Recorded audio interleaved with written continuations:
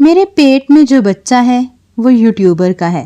میں یوٹیوب پر فیمس ہونا چاہتی تھی۔ ایک یوٹیوبر سے انسٹاگرام پر بات ہوئی تو اس نے مجھے اپنے پاس ہی بلا لیا اور فیمس ہونے کی لالچ دے کر ہر دوسرے چوتھے دن میرے ساتھ۔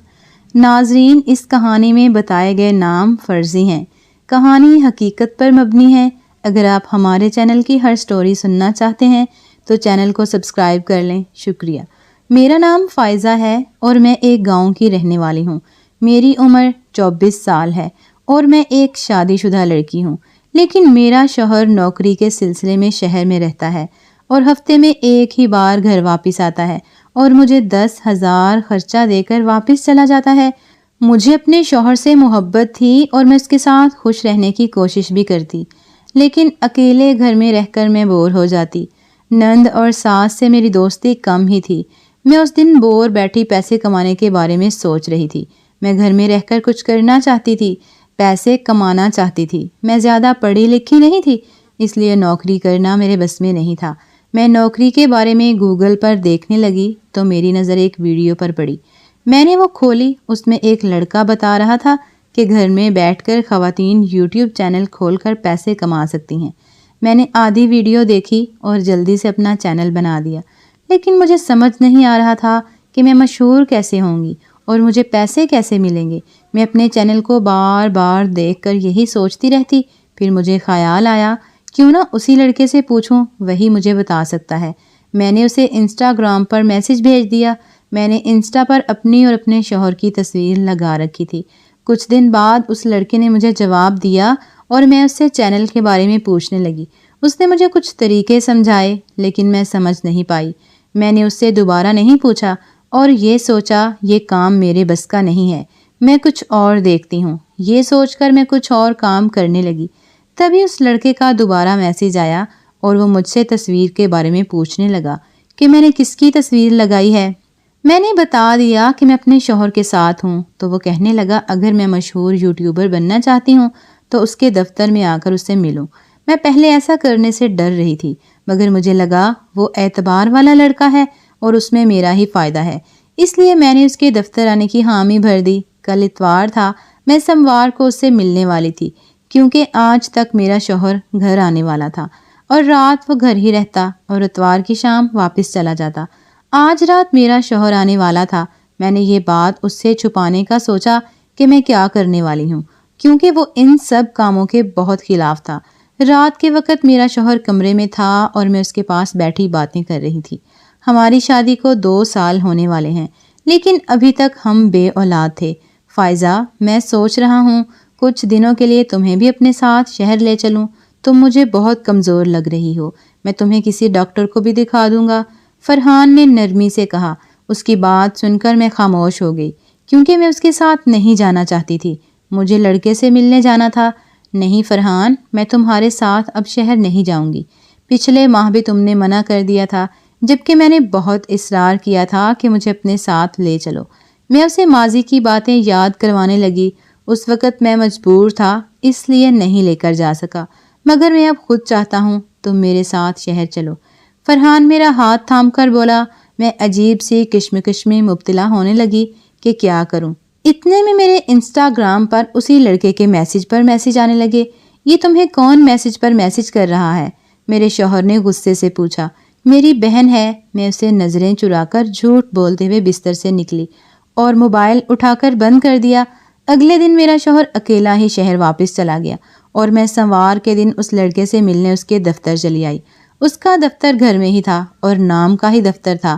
میں اس لڑکے کے سامنے بیٹھی ہوئی تھی۔ وہ درمیانی عمر کا لڑکا تھا۔ اگر آپ میری ہر بات مانیں گی تو ایک ہی ہفتے میں مشہور ہو جائیں گی۔ لاکھوں لوگ آپ کے چینل پر آئیں گے۔ وہ میرے ارد گرد گھوم کر بولا، کیا سچ میں ایسا ممکن ہو سکتا ہے کہ میں راتوں رات مشہور ہو جاؤں اور پیسے بھی کمانے لگوں؟ میں اپنی آنکھیں حیرت سے پھیلا کر بولی، ہاں ایسا ہوا ممکن ہے۔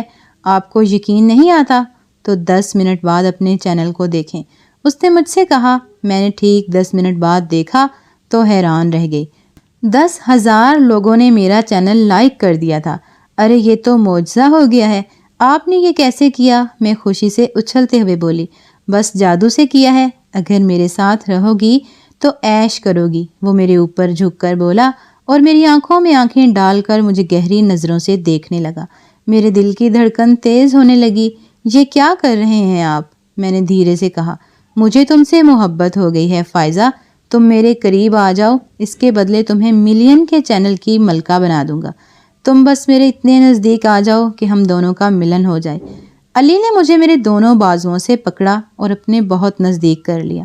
اس کی باتیں سن کر میرا منہ حیرت سے کھلے کا کھلا رہ گیا۔ میں ایسی لڑکی نہیں ہوں اور میری شادی ہوئی ہے۔ میں اس سے دور کھڑے ہو کر بولی۔ وہ دوبارہ میرے نزدیک آیا اور مجھے اپنے ساتھ لگا لیا اور کہنے لگا، تم شادی شدہ ہو، میرے ساتھ کچھ بھی کر سکتی ہو، تمہارے شوہر کو کچھ معلوم نہیں ہوگا اور تم مشہور یوٹیوبر بھی بن جاؤ گی۔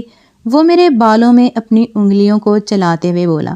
اس کی کہی بات ٹھیک تھی۔ ایک رات کسی اور کے ساتھ گزار لینے سے میرے شوہر کو کبھی شک نہیں ہوتا۔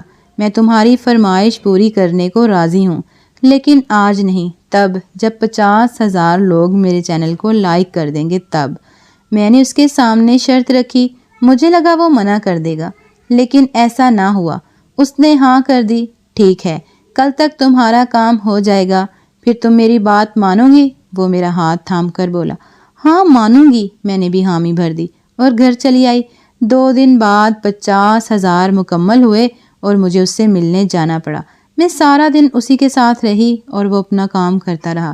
صبح 9 سے شام 5 بجے تک اس نے میرے ساتھ اپنی خواہش پوری کی اور مجھے پھر گھر جانے دیا۔ میں تھک ہار کر جب گھر واپس آئی تو اپنے شوہر کو دیکھ کر گھبرا گئی۔ وہ آج اچانک ہی گھر واپس آیا تھا۔ کہاں تھی تم فائزہ؟ میں دن سے تمہارا انتظار کر رہا تھا اور تم امی کو بھی بنا بتا کر گئی تھی۔ وہ مجھ سے خفا ہونے لگا۔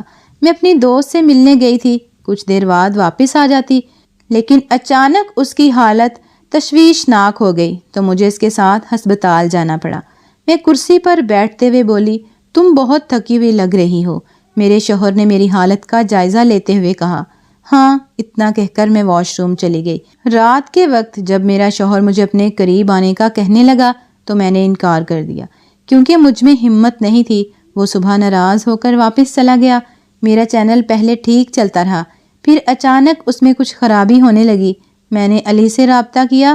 اس نے مجھ سے میرے چینل کا ای میل اور پاسورڈ لیا تاکہ وہ چیک کر سکے کیا مسئلہ ہوا ہے۔ ہمارے درمیان قائم ہوئے رشتے کو 1 ماہ ہو گیا۔ اچانک ایک دن میری طبیعت خراب ہونے لگی۔ میں ڈاکٹر کے پاس گئی تو معلوم ہوا میں ماں بننے والی ہوں۔ میں جانتی تھی کہ یہ بچہ علی کا ہے۔ میں نے اسے یہ خبر سنائی۔ کیا پاگل ہو گئی ہو؟ میرا کوئی بچہ نہیں ہے۔ پتہ نہیں کس کس کے ساتھ منہ کالا کروا کر میرا نام لگا رہی ہو۔ اس نے مجھے دھکے دے کر باہر نکال دیا۔ میں روتے ہوئے گھر واپس آ گئی۔ مجھے یقین تھا میرا شوہر یقین کرے گا یہ بچہ اس کا ہی ہے۔ کل وہ آنے والا تھا۔ کل جب وہ آیا تو میں نے اسے خوشخبری سنائی، فرحان تم باپ بننے والے ہو اور میں ماں بننے والی ہوں۔